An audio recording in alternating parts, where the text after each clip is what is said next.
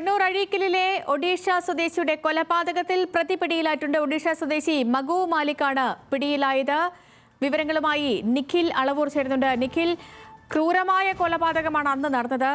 മത്സ്യത്തൊഴിലാളിയായ രമേശ് ദാസിനെ തലയിൽ കല്ലിട്ട് കൊലപ്പെടുത്തുകയായിരുന്നു. ഇയാൾ എവിടെ നിന്നാണ് പിടിയിലായത്?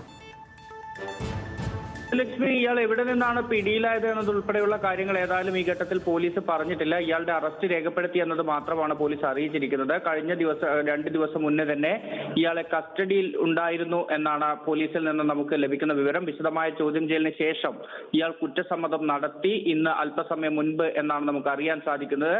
ഏതായാലും സേതുലക്ഷ്മി പറഞ്ഞതുപോലെ അതിക്രൂരമായ കൊലപാതകം തന്നെയായിരുന്നു നടന്നത്. അഴീക്കൽ ഫിഷറീസ് സ്കൂളിന് എതിർവശത്തുള്ള നിർമ്മാണം നടന്നുകൊണ്ടിരിക്കുന്ന കെട്ടിടത്തിനകത്തായിരുന്നു ഈ മാസം 3-ാം തീയതി രാവിലെ രമേശ് ദാസ് എന്ന് പറയുന്ന മത്സ്യത്തൊഴിലാളിയുടെ മൃതദേഹം കണ്ടത്. തലയിൽ കല്ലെടുത്തിട്ട് തലച്ചോറ് ചിതറിയ നിലയിലായിരുന്നു മൃതദേഹം ഉണ്ടായിരുന്നത്. പിന്നീട് അവിടെ നിന്ന് ലഭിച്ച ഒരു ആധാർ കാർഡ് ഉൾപ്പെടെ കേന്ദ്രീകരിച്ചാണ് പോലീസ് അന്വേഷണം മുന്നോട്ട് കൊണ്ടുപോയത്.